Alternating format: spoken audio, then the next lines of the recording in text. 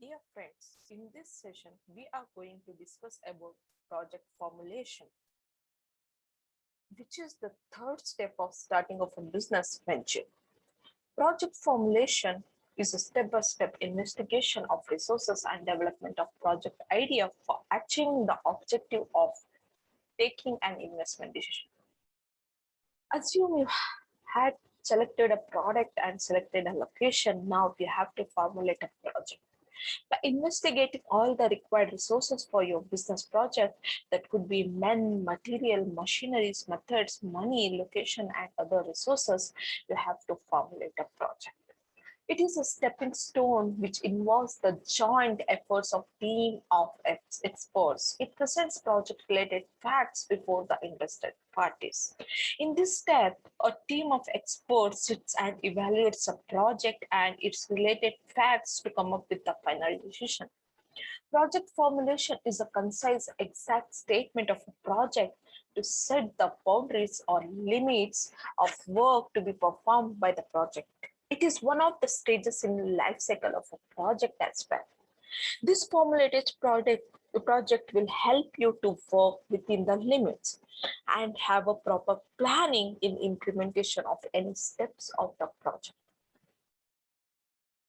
Project formulation involves taking a first look carefully and critically at the project idea. You have a project idea. Now it is very much important that you have a proper look at that. If you fail to critically examine your idea, the whole project is going to fail. So it is very much important that first you look carefully and critically examine your project idea. Next, carefully weighing its various components. The components may include like market strategies, products, support, people such as stakeholders like employees, customers, investors, etc. All those components we have to weigh it properly and carefully.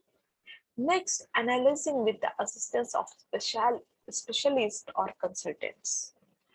For avoiding any kind of misconceptions or overconception or over underestimations when taking a second opinion is always better option.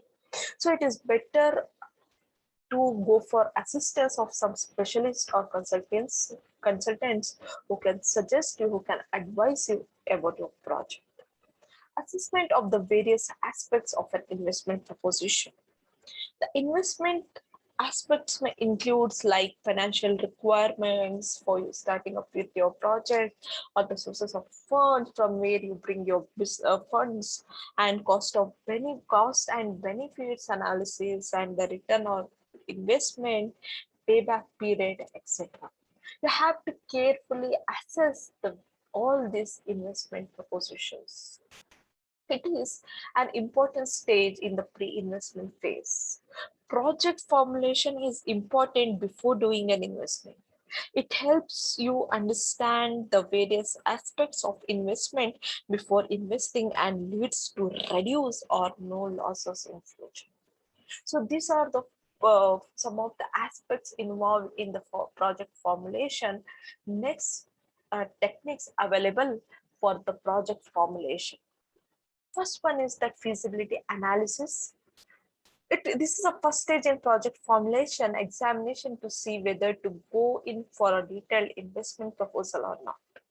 Screening for internal and external constraints is what for feasible analysis is. Usually the conclusion could be like the project idea seems to be feasible, the project idea is not a feasible one, or unable to arrive at a conclusion for want of adequate data. Next is cost benefit analysis. The overall worth of a project is considered under this method. The project design forms the basics of evaluation. It considers the costs that our entitles have to bear and the benefits connected to it. The input analysis method. It assesses the input requirements during the construction and operations of the project. It defines the inputs required for each activity.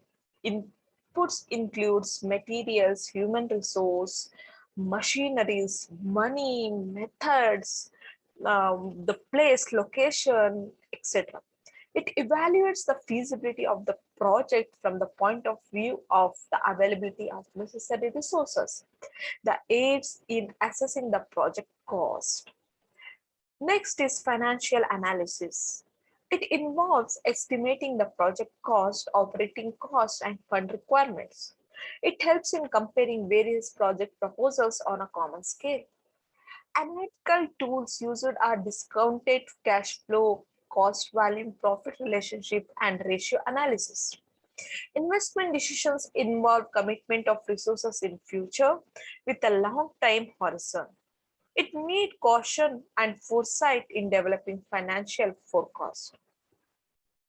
Network analysis and project design, we call it as project design and network analysis. It is the heart of the project entity. It defines the sequence of events of the project. Time is allocated for each activity. It is presented in a form of network drawings. It helps to identify project inputs, finance needed, and cost benefit profile of the project. So these are some of the techniques available for project formulation. Each of one will be discussed in detail in the upcoming sessions. In this video, we'll be covering feasibility analysis. So starting with the feasibility analysis, a feasibility study aims to objectively and rationally uncover the strengths and weaknesses of an existing business or proposed venture, opportunities and threats present in the environment, the resources required to carry through, and ultimately the prospectus for success. It is very much important to identify every aspect of the business, and each aspects need to be critically examined in such a way that we have to see that the aspects are feasible for our business. Those aspects may include marketing, the finance, cost. Some of them you can see here in this drawing that includes site, supply and demand, capacity, finance, competition, market, etc. So it is in its simplest term, the two criteria to judge feasibility are cost required and value to be attained. What are the costs you are investing? What the cost you require to start with your project, and what is the value you want to attain from that investment is what important in feasibility analysis. Whether you get to reach the value which you want to attain with the incurred cost or not is what helps you understand whether the project is feasible or not. So here feasibility study evaluates the project's potential for success. Therefore, perceived objectivity is an important factor in the credibility of the study for potential investors and lending institutions. The institutions are potential investors or the lending institutions may include like banks or any other institutions which would help you in financially and support you by lending you some sort of amount to start with your project. But they won't trust you immediately. They want to check whether you are starting with a project which is actually feasible, which is practical, and which can give you a proper returns.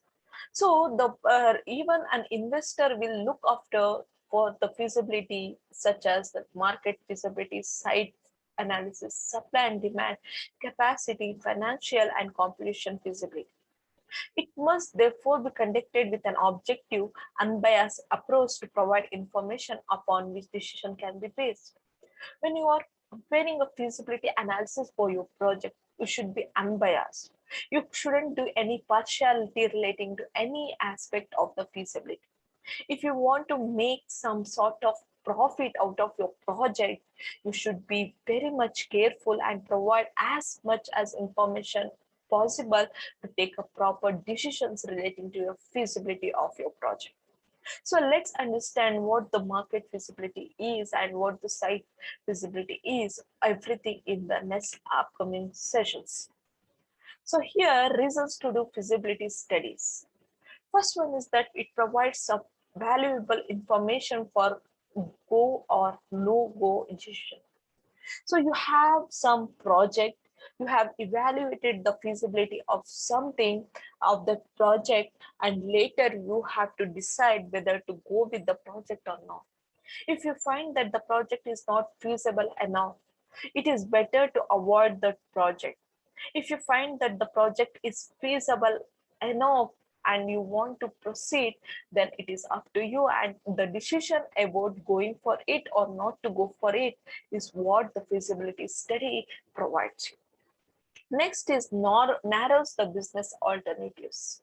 When you have multiple businesses and when you do feasibility analysis of business alternatives, whichever you have, it helps you in reducing the alternatives. Narrowing here means that reducing the alternatives, because here you are evaluating each alternative's feasibility and you are getting to know whether the alternative is feasible enough to proceed with or not.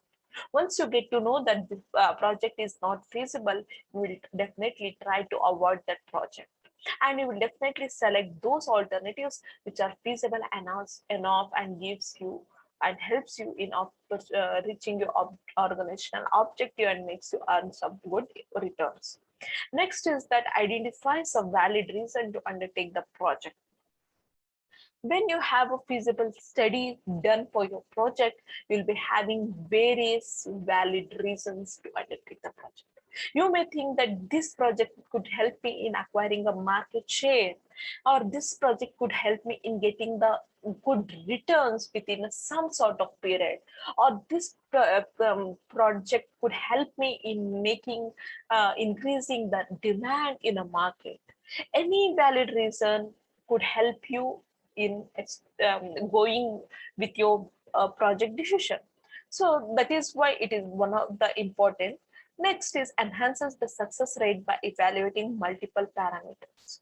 When you are evaluating each and every aspects relating to the business project, then that means that you are evaluating multiple parameters of each aspect. You may think the market aspect in various terms. Market is not only about establishing a market share, not only about creating a demand.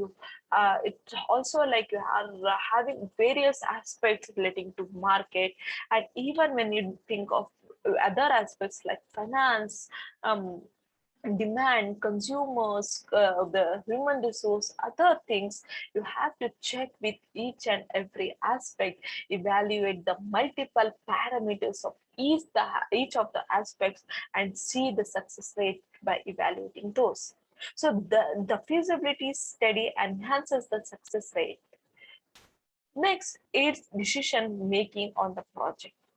When you are taking any kind of decisions relating to a project, whether during its starting stage or during the uh, future stage, but the feasibility study may support you or help you in taking any kind of decisions relating to your project, because there you will be having many ideas, you'll be knowing so much about your project for taking any kind of critical decisions, or deciding on going for a new product, or deciding on differentiating your product, or deciding on going for a new market, anything, decisions relating to anything of your project, the feasibility study is going to help and support you. Next, identifies the reasons not to proceed. Feasibility studies helps you not only to proceed, but also it helps you to avoid the project. If you find that the project is not feasible in some aspects, you are definitely going to avoid that. So here, why are you avoiding? What could be the reasons for avoidance? Those are because of you found some of the factors are not feasible to go with the project. So here, feasibility studies providing you a reasons not to proceed with some project. So next is identifying new opportunities. When you are feasible, you have a feasible project, you will definitely look after for a good opportunities.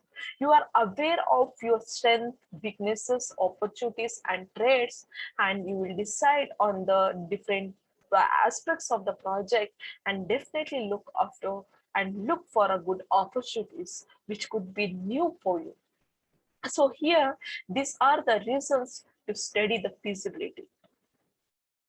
So in this session, we have covered